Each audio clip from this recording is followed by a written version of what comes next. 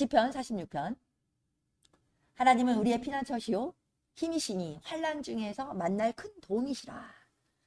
환난 중에 우리에게 요구하는 것이 무엇인지, 환난 중에 만날 큰 도움이 하나님이신 거예요. 그분이 우리의 피난처가 되고 우리의 힘이 되게 하는 도구, 요청이 무엇인지, 도움이 되도록 하나님이 우리에게 무엇을 요구하는지 보겠습니다. 그러므로 땅이 변하든지 산이 흔들려 바다 가운데에 빠지든지 바닷물이 솟아나고 띠를 돈지 그것이 넘침으로 산이 흔들릴지라도 우리는 두려워하지 아니하리라. 두려워하지 않을 이유는 하나님이 우리의 피난처이시고 힘이기 때문인데, 한 시내가 있어 나뉘어 흘러 하나님의 성 곧 지존하신 성소를 기쁘게 하도다. 하나님의 한 시내가 있어요. 그리고 이 시내가 나뉘어서, 여러분, 에덴에 한 시내가 있습니다. 그 에덴에서 발원한 이 강이 네 강이 되어 흘러가잖아요. 보좌로부터 한 시내가 있어서 나뉘어서 우리에게 흘러가는 거예요. 이게 하나님의 지존하신 하나님의 기쁨이라고 말씀하시는 거예요. 그래서 어느 곳에나 하나님이 백성 안에 하나님의 강이 흘러요. 이것이 하나님의 보좌죠. 하나님이 그 성중에 계심에 성이 흔들리지 아니할 것이라. 이 강이 흐르는 동안, 하나님이 우리와 함께 하시는 동안, 임마누엘 예수께서 내 안에 거하시는 동안 뭐라고 합니까? 흔들리지 않을 것이다. 믿음을 빼앗기지 않을 것이다. 새벽에 하나님이 도우시리로다. 하나님이 새벽에 우리를 도우시는 거예요. 나라가 떠들며 왕국이 흔들렸더니 그가 소리를 내시며 땅이 녹았도다. 만군의 여호와께서 우리와 함께 하시니 야곱의 하나님은 우리의 피난처시로다. 와서 여호와의 행적을 볼지어다. 그가 땅을 황무지로 만드셨도다. 그가 땅 끝까지 전쟁을 쉬게 하시니 이어 활을 꺾고 땅을 끊으며 수레를 불사르시도다. 우리는 전쟁 가운데 있습니다. 하나님의 나라와 어둠의 정부가 전쟁하고 대립하고 있어요.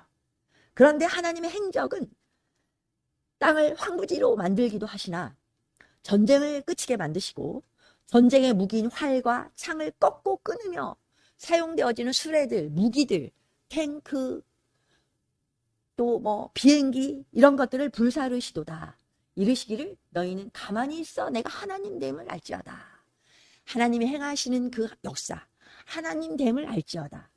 내가 문 나라 중에서 높임을 받으리라. 내가 문 나라 중에서 높임을 받으리라. 세계 중에서 높임을 받으리라 하시도다. 만군의 여호와께서 우리와 함께 하시니 야곱의 하나님은 우리의 피난처시로다.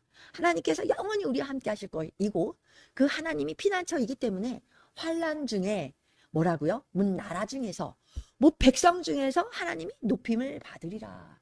뭐예요? 환난 중에 경배하라. 하나님 앞에 예배하라. 우리가 하나님이 피난처가 되게 하는, 내가 숨는 장소, 나의 힘이 되도록 하나님을 일하시도록, 나의 인생의 모든 문제를 끊어내도록, 내가 그 안에서 승리하도록 중요한 것은 환난 중에 경배하라. 이게 아버지의 요구입니다. 이 역사는요, 창세기부터 계시록까지 예배의 전쟁이에요. 인류의 첫 번째 죄가 어디서 드러납니까? 가인과 아벨이 하나님 앞에 예배해요. 이 예배를 통하여 가인 안에 있는 죄가 드러나요. 요한계시록에도 예배 전쟁이에요. 그리고 천사가 요한에게 너희 하나님 앞에 예배하라. 월십가 하나님을 예배하라 라고 말씀하세요. 그렇다면 우리는 참된 예배가 무엇인지 좀 생각해 봐야 되겠죠. 그리고요, 이 예배에 실패한 가인은 죄가 드러납니다. 이 안에 죄가 있어요. 욕심이 있습니다. 이 정욕으로 인한 온전한 예배를 드리지 못하도록, 사실은 이 가인 안에 있는 욕심 때문에, 이 자아 때문에 자기 방법이 죄를 짓도록 만들었어요. 그 결과 가인은요, 임재가 없는 곳에서 도시를 시작합니다. 그렇다면 여러분, 하나님의 임재와 관계없는 그곳에서 가인처럼 도시를 시작하시겠습니까? 사역하시겠습니까? 내가 금식하고 몇 시간씩 기도합니다. 근데 하나님의 임재가 없어요. 우리가 주님의 보좌 앞에 서는 것이 무엇일까요? 진정한 행복은 무엇일까요? 우리가 주님 안에서, 우리가 주님 안에 있는 게 참 행복 아닌가요? 창세기에 보면 네 강이 있고요. 네 강 중에 hit대겔이 나와요. hit대겔이 에덴에서부터 이 강이 흐르죠. 근데 이 흐르다라는 단어가 할라크예요. 우리가 이제 예배자 학교 하신 분들은 생각이 날 텐데, 이 hit대겔에 이 강이 흐르다 할 때 사용되었던 단어가 할라크인데, 이 할라크는 흐르다이나 걷다, 동행하다. 하나님의 강이 흐르다. 예수님의 이름이 임마누엘인 것처럼 강이 흐르면, 내가 그 강 안에 거하면, 이 강 안에서 생수를 마시면, 그리고 요한복음 7장에 우리 배에서 생수의 강들이 흘러 넘칠 것이다.